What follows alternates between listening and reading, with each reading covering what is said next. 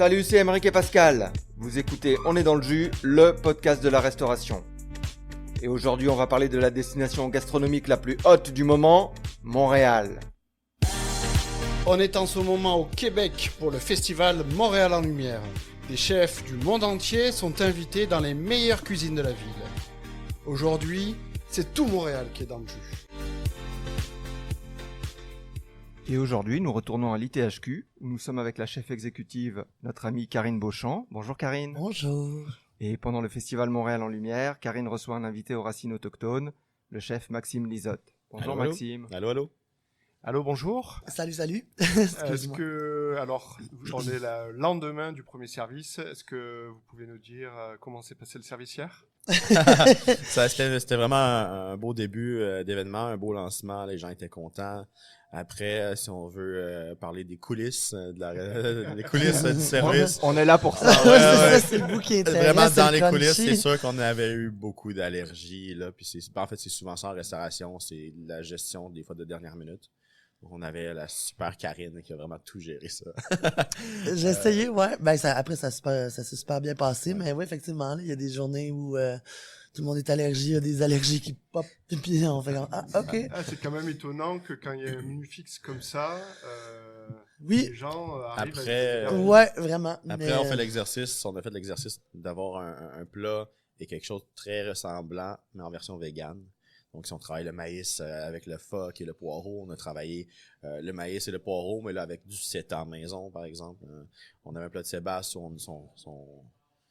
son opposé les personnes qui avaient des allergies, ouais, ou on était prêts pour les véganes, mais pas pour tout le reste.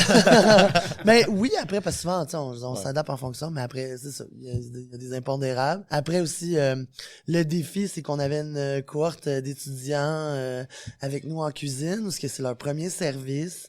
C'est un service style banquet, un menu qu'ils connaissent pas, qu'ils ont fait en mise en place mardi, mercredi. Fait que ça a été vraiment...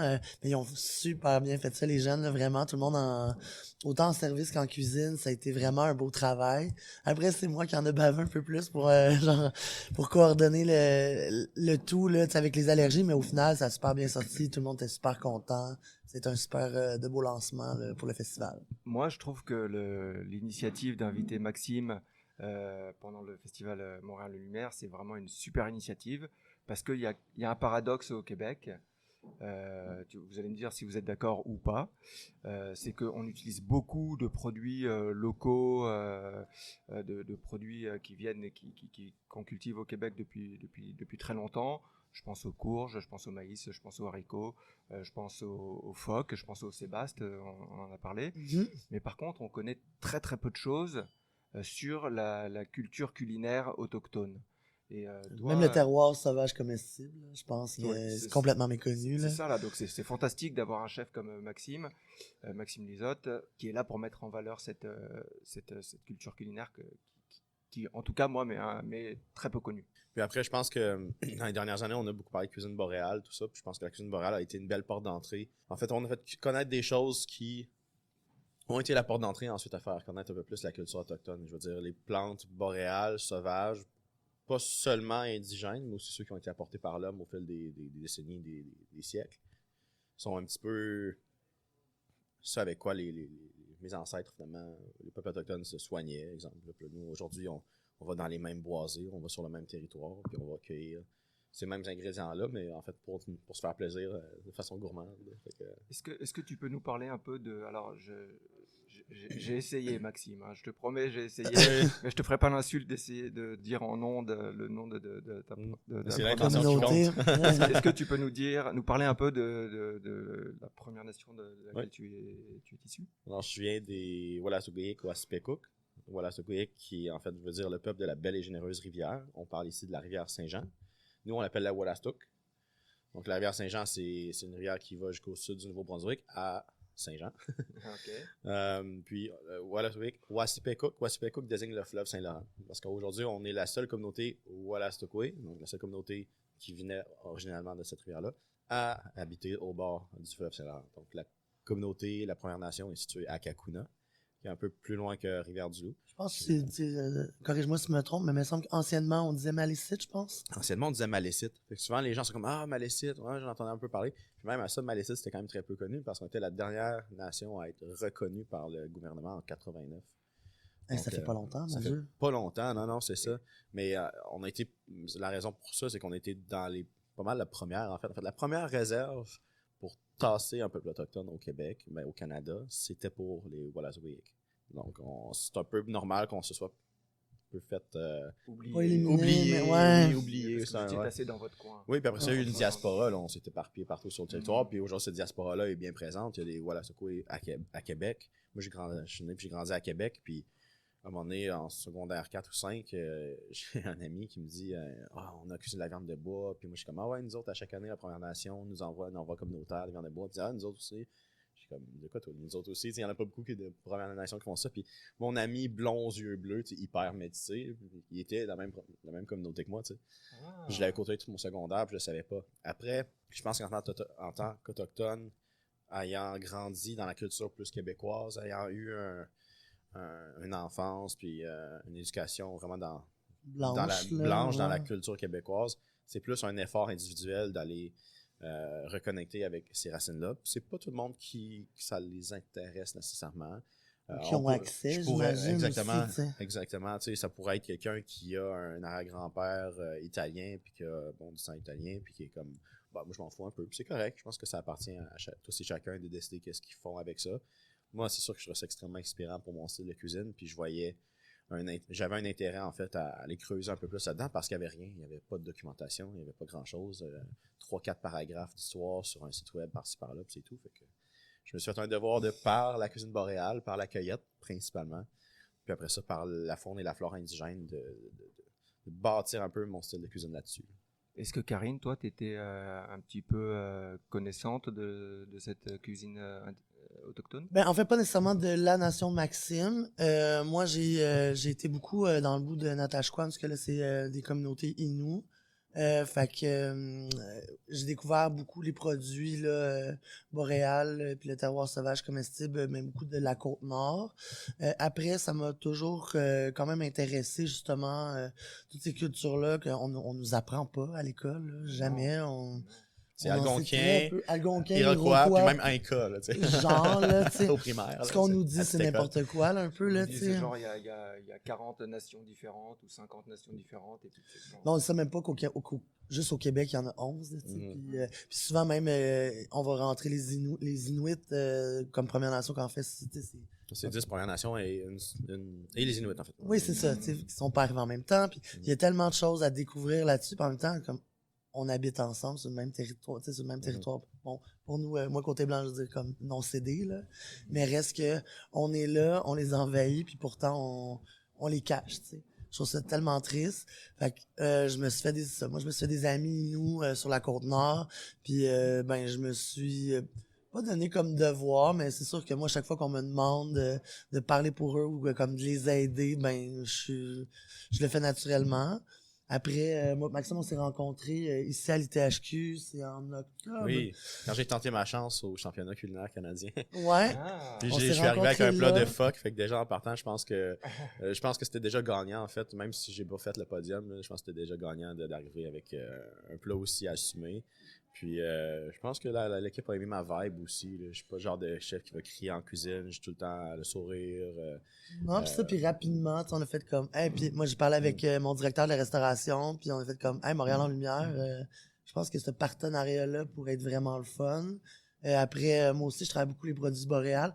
Fait que c'était cool parce que quand on s'est parlé, quand que ça a été fait, puis on s'est parlé des menus, il me disait comme, ah, ben là, j'ai tel produit, je sais pas si tu vas y trouver. Je suis comme, oui, je les ai déjà, tu sais. Fait Ouais, que ça c'était super. genre, ça a été facile, là, Ouais. vraiment, Alors- sur plein de choses, parce que même le phoque, moi aussi, tu sais, c'est un produit qu'on travaille déjà. Mhm. Fait que, puis là, après, on a réussi à travailler ensemble pour avoir du Sébastien. Oui. C'est vraiment le fun. Poisson là. qui débarque dans nos assiettes bientôt, Oui. mais qui est encore peu accessible. Là. Bah, justement, est-ce que tu peux nous parler du menu là? Qu'est-ce que tu as préparé? Ouais, bon, après, je me suis dit, on va travailler le maximum de beaux produits. C'est quand même un défi de représenter une culture ou une signature en 6 plats. Fait que c'est un peu ça que j'ai voulu faire.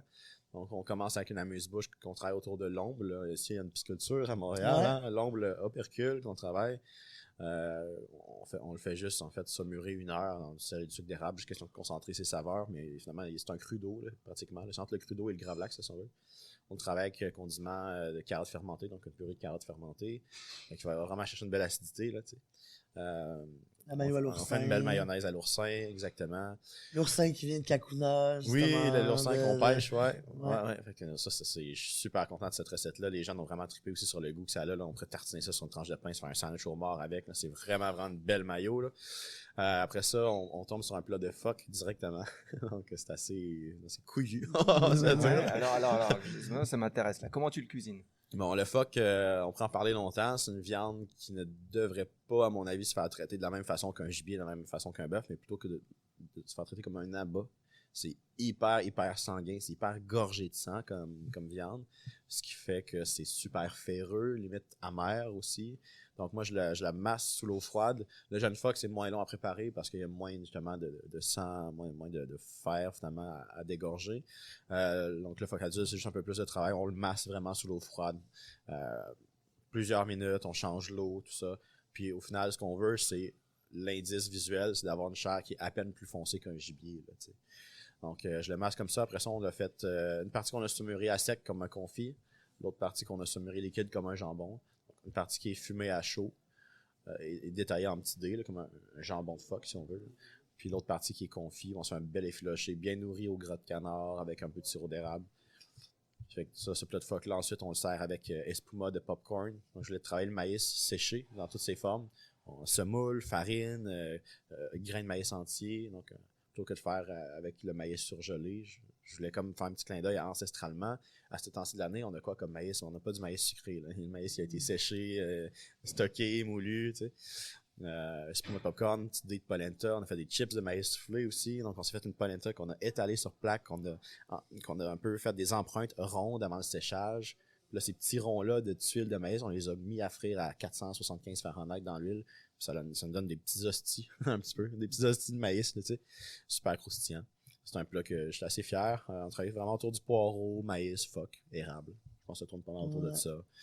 Ensuite, une petite poudre de cendre d'allium avec ça, pour apporter un petit côté corsé. Après ça, c'est quoi? Sébastien, exact. Sébastien qu'on a travaillé avec topinambour, algues, des belles lentilles beluga. La signature de ce plat-là est très, très française. Là. C'est quand même inspiré d'un cassoulet, mais avec nos belles lentilles beluga. J'aime beaucoup le chorizo avec le poisson. Donc, des petites brunoises de chorizo, brunoises de topinambour au travers, ce micro-cassoulet-là de lentilles. Sébastien qu'on vient juste poêler, c'est un poisson qui est déjà savoureux, t'as pas besoin de faire grand chose avec ça, c'est ce que je trouve bien parce que les gens quand ils vont voir ce poisson-là débarquer, sachez que c'est super facile à cuisiner. Oui, là, puis ça en plus parce que puis il y a une histoire simple. aussi autour de ça, là, ça fait 2 ans que le Sébastien il t'empêche exploratoire, puis les stocks sont vraiment élevés. T'es en train de manger toutes ton crevettes. C'est ça, c'est pour ça qu'on était obligé de baisser le. Oui, complètement. Les quotas de crevettes sont les crevettes nordiques, là, on a de la misère. Là, c'est ça, les stocks baissent énormément. Fait que faut manger du Sébastien. Faut manger du phoque. Faut manger du Sébastien parce que c'est d'autres prédateurs dans nos prédateurs, océans. puis eux, ils ont pas de prédateurs. Fait qu'ils sont en train de manger tous les stocks dans le fleuve. Fait qu'il faut les faire connaître ces produits-là. Puis fait que, ça revient à ça, là, comme le filet, il est simplement grillé parce que comme goûtez-y, vous voyez comment c'est délicieux. De l'huile, du beurre, une pincée de sel. Ouais. C'est l'accompagnement qui vient juste comme le mettre en valeur. Là. Ouais. Ensuite de ça, le plat principal du canard. Ah oui, canard. Le clin d'œil au gibier. Exact. Puis là, on s'est tellement amusé avec ce plat-là. Je me suis dit, on va travailler avec la betterave parce que, tu sais, gibier, betterave, canard, betterave, c'est toujours super bon. J'ai travaillé la baie indigène qu'on appelle en anglais Saskatoon Berries, qui est la baie d'amélanchier. C'est le premier fruit à sortir de la fleur, de l'arbre, au printemps. Ça arrive généralement à peu près en même temps que les têtes de violon, pour donner une petite idée là, du temps. Puis c'est un fruit qui goûte un petit peu la poire, l'amande. C'est un peu sec comme fruit. Nous, on l'a juste comme déshydraté, puis on l'a réhydraté avec un peu de jus de canneberge pur, un petit peu d'eau, juste pour comme concentrer sa saveur d'abord, briser les molécules un petit peu, puis rendre la saveur encore plus éclatée. C'est fait l'équivalent d'une petite pâte de figue, là. mais avec la mélanchée, tu sais, au niveau de la texture. Donc, on s'est fait une belle petite purée de betterave noire. Fait que même principe que l'ail noir. Ouais. On a été un peu pris dans le temps, fait qu'on les a coupés en quasiment grosseur Mais gousse finalement, ça a d'ail. super marché. Oui. Ça a super bien marché parce que, Ouais. on est parti il y a Un mois, 3 semaines, un mois, ouais. à peu près. Il y a un mois, on est parti, parce que ça fait longtemps là, qu'on était est là-dessus, en ouais. communication. Ah, j'imagine. Ouais, fait qu'on Des est longues parti, fermentations, on est donc, parti, on avait 3 longues fermentations. Enfin, on a fait une choucroute de betterave, chou betterave qui allait avec ce plat-là, justement. On avait la carotte fermentée qui avec la mousse-bouche.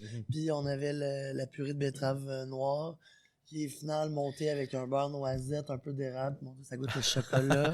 Ah ouais, C'est super. délicieux avec le canard, c'est fou. Eh, là. c'est tout Ouais. un nouvel univers qui s'ouvre. Hein. On n'a pas du tout l'habitude d'entendre ce genre de plat. Ouais, et Non. en plus, on sent l'intérêt, Karine, vraiment. Il y a un travail de communication qui est assez impressionnant parce qu'il y a toute une découverte à faire et vous voulez vraiment, on sent vraiment que vous voulez faire découvrir. Ben oui, complètement. Mon Dieu, c'est tellement riche. Tu sais, puis même dans les techniques, quand au début, il me parlait, quand il est arrivé avec l'idée du phoque, j'étais comme, oui, moi, je suis tout le temps partante. Après, au début, il voulait mettre en plat. J'étais comme, les gens, le public est pas rendu là. On va le faire en entrée, puis on va y aller graduellement. Puis j'étais super curieuse aussi quand ils me disaient, on va faire style jambon. J'étais, ah ouais, hein. Parce que, tu sais, souvent, le phoque, on le travaille. Moi, je trouve la meilleure manière, en tout cas, que je l'avais mangé, c'était en tataki. Parce que, comme Maxime le disait, c'est vraiment ferreux, c'est intense. Fait que c'est pas tout le monde qui va aimer ça. En tataki, on dirait qu'on perd complètement ce goût ferreux-là. Fait que là, j'avais hâte de voir ces techniques. Tu sais, les techniques de fermentation, de conservation, je pense que ça aussi, c'est beaucoup travaillé par les Autochtones, tu sais, comme Ben, en faire fait, sécher les choses. oui, c'est le séchage, effectivement. Le séchage, le fumage. Il n'y a pas de traces connues de techniques de fermentation par les Autochtones. Parce que je pense que le gros des récoltes se fait à août, septembre, c'est les courges, le maïs, tout ça. Puis l'hiver arrive quand même assez vite après. Moi, par contre, je me prive dans ce qui est la provenance des ingrédients. Donc, j'essaie de rester très local, comme on faisait autrefois. Cuisiner ce qui nous entoure, cueillir ce qui nous entoure, tout ça. Mais importer des techniques, c'est juste du partage, tu sais. J'ai toujours dit que le Québec, ça a toujours été une terre d'accueil. On a accueilli les Européens à bras ouverts pour favoriser les échanges, tout ça, sans se douter nécessairement Comment c'était pour virer. comment c'était pour virer, ouais. Mais l'idée de base, c'est le partage, c'est le contact avec l'autre. Fait que c'est cette mixité-là de techniques dans ma cuisine. Moi, c'est ce qui me fait le plus triper. Hier, on est allé manger chez Octo, nouveau resto fusion asiatique montréalais. Puis, tu sais, je demande toutes ces techniques-là asiatiques, mais comme là, il y avait des dumplings à l'agneau, c'est super génial. Là, pourquoi pas? En fait, on peut très bien faire un dumpling à l'agneau avec des ingrédients locaux. C'est génial. C'est cette mixité-là de techniques aussi, qui est incroyable. Tu sais, aussi à l'école, on nous apprend souvent là, les techniques. En tout cas, moi, personnellement, j'ai une éducation de cuisine française. Dans la majorité des écoles de cuisine, c'est ce qu'on nous apprend. Mais après, tu sais, c'est pas la vérité absolue, là, la cuisine française. Fait que c'est le fun, justement, de sortir. Hein. Oui, c'est ça. Ah c'est bon? le fun de sortir de ça. Mais c'est le fun de sortir de ça, puis justement, de faire comme une fusion de toutes ces. C'est ça qui est beau de la cuisine. Là. C'est ça, là. T'as un nouveau terrain de jeu qui s'ouvre. Complètement. Là. Moi, j'entends Maxime parler. J'ai plein d'idées. Pourquoi pas un dumpling de phoque? Ah oui, Oh, exact. mon Dieu, hey, Ah. tellement- Ça va, mais sais-tu quoi? Phoque et algues, Est-ce là, que tu sais genre. quoi? J'ai du phoque fumé chez moi. J'ai commencé récemment à tourner des capsules recettes sur mes réseaux sociaux. Je signe bientôt un dumpling de phoque. C'est accepté. Yes. Défi, Part des phoques là, accepté. pour avoir une belle liaison. Je pense qu'il y a quelque chose de très cool à faire avec ça. Moi, Ouais, je pense qu'il vraiment. va falloir se revoir plus tard pour qu'on parle entièrement, qu'on passe du temps vraiment là-dessus. On pourrait faire un Aujourd'hui, c'est épisode pas avec le but. lui. Carrément. On va prendre rendez-vous. Moi, je suis un grand fanatique de dessert. Ouais, Donc, moi aussi. On comment... est deux. Alors, ça tombe bien. Qu'est-ce que tu nous proposes comme dessert, alors? Ah ben déjà en partant, j'ai toujours eu la dent sucrée. Les premières choses que j'ai cuisinées à 4 ou 5 ans avec ma mère, c'était mettre des pépites de chocolat en trop grande quantité dans de la pâte à tarte, puis juste envoyer ça au four pour le plaisir. Donc, puis après, dans mon cursus scolaire, je me faisais souvent dire, bon, tel cours de pâtisserie, ça va être avec tel prof, parce que moi, la pâtisserie, c'est vraiment pas mon truc. Puis j'étais comme, mais c'est dommage. C'est dommage, les meilleurs joueurs de hockey, c'est les joueurs de hockey qui sont les plus complets, mais pourquoi pas devenir un chef le plus complet possible? Fait que moi, j'ai tellement adoré ça, faire le cours de pâtisserie, puis en fait, j'ai fait une spécialisation de 3 mois en pâtisserie intensive Puis tout de suite après, je suis allé donner mon CV au Saint-Amour, tu sais, à Québec, pour être pâtissier avec juste 3 mois de formation. Je suis resté là, mais ça a super bien été. Après ça, je suis allé à la Légende aussi comme pâtissier au départ. Puis c'est sûr que ces influences-là, les bonnes techniques de pâtisserie de base avec les ingrédients boréal, ça fait toujours un mix super le fun. Après, on est très peu dans le sucre raffiné, on est beaucoup dans l'utilisation de l'érable sous les différentes formes, érable, sucre d'érable, sirop, le miel aussi, différentes sortes de miel qui peuvent donner des goûts différents d'une recette à l'autre. Pour pré-dessert, je suis parti avec nougat glacé. Nougat glacé qui est un parfait glacé, mais sucré au miel, principalement. Normalement, qu'on mettrait plein de petits fruits confits à l'intérieur, que ça, moi je le laisse avec rien dedans. Sur le côté, quelques petites pommes parisiennes compressées. On a fait une infusion super corsée de thé du Labrador, jus de canneberge pure, graines de carottes sauvages. On a un côté vraiment litchi, un côté un peu sureau, tu sais, l'alcool Saint-Germain un petit peu. Un beau côté floral avec ça. Quelques petites canneberges, des fleurs comestibles. On s'est fait un petit gel avec l'infusion aussi. Donc, c'est un nougat glacé qui met en valeur fleurs et miel, finalement. Là, un petit clin d'œil aux abeilles qu'on aime tant. Petite tuile de miel sur le dessus, en forme de ruche d'abeille. Moi, je suis très quétaine dans mes desserts, puis c'est pleinement assumé. Là. Si je peux avoir Il y avait 9 sur 10 de quétainerie. Là. Ah ouais, petite abeille en tuile. Ouais. Limite le petit parasol en papier par-dessus. Ouais, exact. C'est la nostalgie pour moi, les desserts. Les desserts, on devient accro à ça très jeune. Le sucre, c'est le réconfort. Fait que, de rester dans dans un côté ludique, dans un côté un peu nostalgique avec la pâtisserie, je trouve tellement que ça finit bien un repas.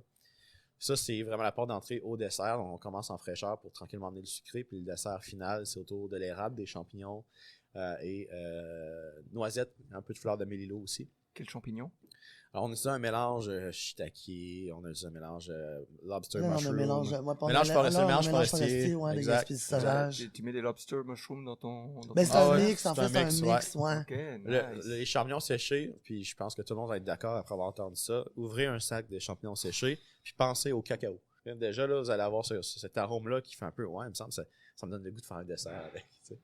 Puis mais là, en plus là, sur le menu, avec l'accord qui a été fait, parce qu'on a un vigneron invité. C'est un cidre qui s'appelle, mon Dieu... Brise-glace. Brise-glace. Ouais. Au nez, ça... On est sur un pomme champignon, là, vraiment. Là, c'est avec incroyable. l'accord Au nez et est fou, en bouche. là. Ah ouais, l'accord est comme incroyable. Ouais, c'est excitant. Ouais, c'était vraiment génial comme accord. Fait qu'on fait un cake aromatisé au bourgeon de peuplier. Avant la cuisson, on injecte un peu de praliné au centre. Praliné à 100% noisette. On vient faire une bavaroise en dôme qu'on met par-dessus. Fait que le cake devient le pied de champignon. Le dôme devient le cap du champignon. Bavaroise aux champignons, carrément. Sur le côté, petit crumble aux noisettes, une glace champignons et fleurs de mélilo. Puis on met une tuile en forme de champignons sur la glace. Puis c'est tout. C'est simple comme ça, mais c'est super bon. C'est cool. Hein. Écoutez, moi, je savais pas où aller pendant le Montréal en lumière. Là, je pense que vous m'avez Il reste des places la semaine prochaine, ça vous tente. Je viens.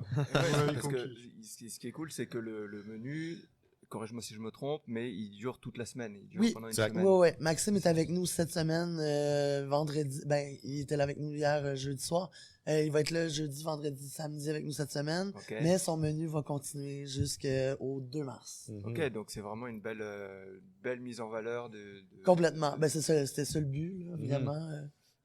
Est-ce qu'il y a des événements à Montréal en Lumière que vous allez faire tous les deux ou Ben là, je pense que tu retournes dans ton Kakuna. Je retourne dans mon Kakuna dimanche matin.